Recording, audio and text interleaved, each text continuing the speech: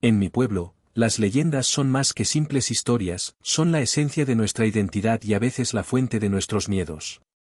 Crecí escuchando relatos de la Llorona que vaga por el río, el Chimpecabres que acecha el ganado y el Nahual que habita en los bosques profundos. Aunque la razón me dice que son solamente cuentos, el miedo persiste y es transmitido de generación en generación. Mi vida gira en torno a la agricultura y actividades que me conectan con la tierra y el agua, pero también me exponen a los peligros que acechan en la oscuridad. Para sobrevivir, he aprendido a leer las señales de la naturaleza, a respetar los límites del monte y a no aventurarme en el río cuando la luna está llena. Los mitos han transformado nuestro pueblo de maneras sutiles pero profundas, han moldeado nuestras costumbres, nuestras creencias y nuestra forma de ver al mundo. Han creado un sentido de comunidad y pertenencia, pero también han generado divisiones y prejuicios. Una de esas leyendas contaba. Un viejo rumor en el pueblo de San Isidro decía que los terrenos de la finca La Tierra Negra estaban malditos. Se decía que ahí, hace siglos, los conquistadores habían enterrado un tesoro robado a los indígenas, pero con él también habían sellado su propia condena. Los nativos, antes de ser aniquilados, realizaron un ritual oscuro sobre la tierra maldita, donde la profanarían años después. Cuando la finca fue heredada por los hermanos Suárez, estos decidieron explotarla sin prestar atención a las advertencias. Poco después de comenzar las excavaciones para ampliar el terreno, la desgracia se abatió sobre ellos. Primero el ganado murió inexplicablemente, los encontraron con los ojos vacíos y la piel reseca como cuero viejo. Luego uno de los desapareció en la madrugada, cuando lo encontraron, su cuerpo estaba enterrado hasta la cintura en la tierra, su rostro se encontraba congelado con una expresión de terror absoluto. Los rumores crecieron y el miedo se instaló entre los jornaleros. Sin embargo, los hermanos, atrapados por la ambición, contrataron un equipo de la excavación para encontrar el supuesto tesoro acabó día y noche hasta que dieron con algo. Encontraron vasijas de oro, armas antiguas y restos humanos que parecían retorcidos por un dolor indescriptible. Esa noche, una tormenta siniestra se desató sobre la finca, gritos inhumanos se escucharon entre los vientos y las sombras parecieron cobrar vida propia. Los trabajadores huyeron despavoridos, pero los hermanos Suárez se quedaron decididos a defender su hallazgo. A la mañana siguiente, nadie los encontró, solo estaban sus ropas rasgadas. Y un rastro de sangre que se hundía en la tierra como si algo los hubiera arrastrado al infierno mismo. Desde entonces, nadie se ha atrevido a pisar la tierra. Se dice que en las noches de luna nueva se puede escuchar un susurro saliendo del suelo y que los osados que se acercan a la ruina sienten que la tierra tiembla bajo sus pies, quizás hambrienta, esperando su próxima víctima. A pesar de saber estas historias, la misión nos llevó hasta este lugar. No éramos más que un grupo de hombres en búsqueda de algo que quizás nunca debíamos haber deseado, pero cuando uno tiene hambre y cuando la vida te pone contra la pared, las advertencias se vuelven historias sin importancia y esta historia sobre la hacienda de los Suárez, bueno, parecía solo eso, una simple historia. No supe de la existencia del oro por casualidad, fue una noche en la cantina, cuando la suerte ya me había dado la espalda y el futuro parecía tan vacío como el vaso en mis manos. La vela parpadeaba en la mesa de un rincón, y frente a mí, un arriero de rostro curtido y manos callosas bebía despacio, como si en cada trago trajera consigo un recuerdo. Te digo, muchacho, que ese Gabriel no encontró fortuna trabajando. Dijo de pronto, con la voz áspera, tomó el camino de la noria, allá en las ruinas de los Suárez, y dicen que regresó con los bolsillos llenos. Le pedí que hablara claro y me miró por un instante, como sopesando si debía seguir. Pero al final el alcohol y las ganas de contar una historia fueron más fuertes. Dicen que fue solo en la madrugada, buscando quién sabe qué, pero encontró algo que otros no habían visto y que no se atrevieron a tocar. Monedas de oro dispersas en la tierra. No eran muchas, pero sí suficientes para cambiarle la vida. El arriero tomó otro trago y sonrió de medio lado y mira, ahora se compró una casa en el pueblo vecino, una de material con buen techo y puerta de fierro. ¿De dónde crees que sacó todo eso? Si antes no tenía ni para un mendigo pan. El rumor me caló hondo, no porque creyera en cuentos de fortuna fácil, sino porque conocía a Gabriel. Era un pobre diablo, además de las habilidades necesarias para sobrevivir el día a día, tampoco era un hombre de suerte. Sin embargo, estaba a prueba. Al día siguiente fui al pueblo y caminé por sus calles polvorientas hasta dar con la casa de Gabriel. Era cierto, era imposible que alguien como él tuviera algo así de la noche a la mañana. No le pregunté nada. ¿Para qué? Su respuesta no cambiaría lo que ya sabía en mi interior.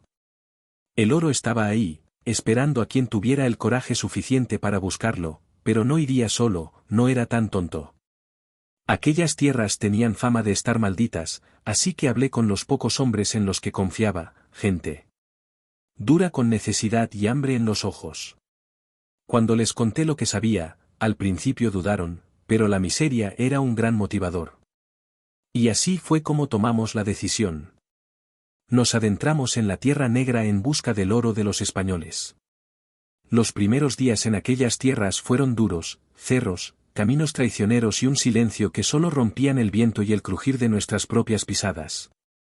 Montamos campamento en una hutona cerca de donde se decía que estuvo la antigua hacienda. Durante el día nos guiamos por las marcas en las rocas extrañas, formaciones que parecían indicar una dirección. Fuimos cavando, esperando hallar algo, y dormíamos ahí, pero por las noches algo cambiaba. El primero en notar lo raro fue Alfaro, el más joven de nosotros. Al principio solo decía que tenía pesadillas, luego comenzó a despertarse sobresaltado, con el rostro desencajado y el cuerpo cubierto de tierra. Algo me jala, nos decía con la voz temblorosa, y no le creíamos, o quizás no queríamos creerle, pero una madrugada despertamos. Alfaro no estaba en su saco de dormir, lo encontramos a casi 50 metros del campamento tumbado en la hierba húmeda con arañazos en los brazos y los pies cubiertos de lodo. No caminé hasta aquí, lo juro, algo me trajo. Balbució con los ojos llorosos. Fue entonces cuando algunos comenzaron a asustarse de verdad. 2 de los nuestros decidieron largarse al amanecer, dijeron que el dinero no valía tanto como para perder la vida o la razón en esas tierras malditas. Pero los que nos quedamos sentíamos que el tesoro estaba cerca, había señales. Esas rocas extrañas parecían formar un camino, aunque el camino nos calaba los huesos. No nos detuvimos, estábamos en las zonas donde el terreno parecía removido hacía tiempo. Buscamos entre raíces retorcidas y piedras viejas, pero la presencia seguía ahí. No la veíamos, pero la sentíamos. Las noches se volvían más largas y las voces más nítidas. Y Alfaro, él ya no dormía, se quedaba sentado, abrazando las piernas, temblando como un niño perdido. Nous está mirando, está esperando que lo encontremos, dijo una noche. No supimos a qué se refería realmente, pero algo en su voz nos heló la sangre y entonces ocurrió. Lo peor, cuando abrí los ojos esa mañana, sentí el aire distinto, más pesado, más frío. No tardé en notar que faltaba alguien. Nos miramos entre nosotros con una sensación de vacío en el estómago antes de empezar a buscarlo. Fue Inazo quien lo encontró.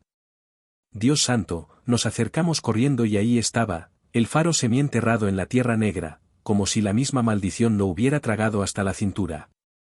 Sus brazos estaban rígidos, las manos crispadas como garras, tratando de aferrarse a algo que ya no estaba, y su rostro era una careta de muerte.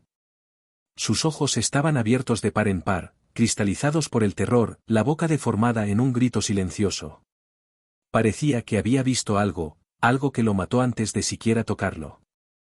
Nadie vio nada, nadie escuchó nada. El miedo nos envolvió como una peste y algunos maldijeron y otros se santiguaron. Ignacio dijo que era un tense que debíamos largarnos. La decisión fue rápida para la mayoría, reunieron sus cosas y miraron atrás, oyendo como si la misma muerte les pisara los talones, pero yo no lo hice. No podía irme, no después de haber llegado tan lejos, no. Después de haber apostado toda esta locura, la miseria me esperaba fuera, pero aquí todavía había una oportunidad. Así que, aunque temblaban mis manos y el horror me apretaba el pecho, decidí quedarme. Mi compadre, que era el único que se quiso quedar, y yo enterramos al faro con la poca dignidad que pudimos darle. Acabamos en la tierra, sintiendo cada palabra como si diéramos más nuestros propios destinos. No hubo palabras ni rezos, solo el sonido de la pal en nuestras respiraciones apuradas y luego comenzó. Esa misma tarde, cuando la noche comenzaba y las penumbras invadían todo, escuchamos voces lejanas que parecían venir de debajo de la tierra. Estaban llamándonos, maldiciendo, eran gritos, lamentos desgarradores que se apagaban de golpe, como si los estuvieran dando en el suelo. ¿Escuchaste eso?, me dijo mi compadre con la mirada clavada en la oscuridad. Asentí sin responderle. Claro que lo había escuchado. Las sombras parecían moverse solas, veía figuras de reojo. Pero cuando giraba la cabeza, todo estaba en su sitio, hasta que de pronto ya no lo estaba. Entonces los vimos. No eran hombres, era algo más, algo que una vez tal vez lo fue, siluetas retorcidas de rostros vacíos y miradas muertas. Estas alzaban entre las rocas y la tierra con sus cuerpos delgados, como si el hambre los hubiera atrapado por dentro. No se movían y solo estaban ahí, mirándonos, guardias del oro, dueños de la tierra negra. Sentí que el frío de la muerte me estaba abrazando y en ese momento supe que no nos dejaría salir con vida. Corrimos como si el mismo infierno nos estuviera persiguiendo la tierra negra. Ya no era solamente un terreno maldito, estaba viva, se retorcía y respiraba con un aliento frío que nos quemaba la piel. Sentíamos los fantasmas tras nosotros, acechando, hablando en un idioma que no debíamos entender, pero la peor parte fue cuando mi compadre cayó. Corríamos cuela abajo cuando la tierra bajo sus pies se dio como si algo hubiera abierto una boca hambrienta en el suelo, se hundió hasta las rodillas en la tierra removida y cuando intentó salir, el suelo lo tragó un poco más. «Ayúdame», gritó con un terror pintado en los ojos, corrí hacia él sin pensar, agarré su brazo y tiré con todas mis fuerzas, pero sentía que algo lo estaba jalando desde abajo. No era solamente la tierra hundiéndose, era como si unas manos invisibles lo estuvieran aferrando desde el abismo. Me miró suplicante mientras la tierra lo envolvía hasta la cintura. «No me sueltes, amigo, no me dejes morir aquí». Yo tiraba, pero era inútil, sus dedos se clavaban en mi muñeca con desesperación, sus uñas rasgaron mi piel y sus ojos estaban llenos de lágrimas y terror y entonces vi su rostro cambiando. No sé qué vio detrás de mí, pero su mirada se llenó de un pavor puro. La tierra lo tomó hasta el pecho y luego hasta el cuello, sus manos fueron lo último en desaparecer y yo no pude hacer nada más por él. El silencio cayó como una losa, pero no estaba solo, lo sentí antes de verlos frente a mí. Emergían de la bruma, estaban los espectros, figuras deformes, rostros ausentes con miradas vacías. Era la misma muerte encarnada y no iban a tener piedad de mí. Me quedé de pie, paralizada, y no podía correr, no podía gritar, solo podía sentir como el frío me volvía como mi piel se erizaba y mis huesos se volvían de hielo. Y me arrodillé con manos temblorosas, saqué la cruz de metal que colgaba de mi cuello. La estuve con fuerza, aferrándome a la última pizca de esperanza que me quedaba. «Perdóneme», dije con la voz quebrada, «perdóneme por profanar estas tierras, por buscar lo que no me pertenece». Los espectros no se movieron. Y entonces ocurrió algo que nunca voy a olvidar, uno a uno, aquellos fantasmas comenzaron a retroceder. Lo hicieron sin prisa, como si estuvieran aceptando mí. Las voces de la rendición se desvanecieron en la bruma, perdiéndose en la negrura del campo. Maldito el silencio, volvió y el aire dejó de ser tan pesado y pude respirar con calma. Sentí que había salvado mi vida y era mi oportunidad de escapar. Corrí sin mirar atrás, sin pensar en nada más que en salir de aquel infierno y lo logré, pero aunque escapé, nunca me fui del todo. Las voces siguen ahí, las escucho de repente las noches en todos los rincones oscuros de mi casa, en el sonido del viento cuando intento dormir, porque una vez que pisa la tierra negra, jamás te deja ir. Al final sobreviví, pero hay destinos peores que la muerte. Ahora soy un tipo errante, un hombre sin hogar ni descanso. Paso las noches en cantinas con un vaso medio lleno y la mirada perdida. A veces cuento mi historia, que me quiero escuchar, aunque eso sí, pocas personas me creen. Me ven como un borracho más, un pobre que perdió la razón en algún punto de su vida. Se ríen, murmuran entre ellos y me miran con lástima. Eso no me importa y solo quiero advertirles. Así he ido de pueblo en pueblo con la misma ropa raída, los mismos pasos cansados y las mismas pesadillas, cosas que nunca me dejan en paz. No duermo bien porque no puedo. Cada que cierro los ojos, recuerdo el rostro congelado del faro con las manos de mi compadre hundiéndose en la tierra mientras me suplicaba que no lo soltara, y lo peor es que los espectros siguen ahí, no me persiguen como antes, a veces los veo en cada esquina o siento sus presencias. Me recuerdan que nunca voy a poder escapar del todo. A veces, algún muchacho curioso se sienta a mi lado, después de escuchar la historia, me pregunta si de verdad hay oro en la Tierra Negra. Si le respondo con la voz baja, mirando fijamente al fondo de mi botella de licor barato, pero le advierto que el precio es sumamente alto.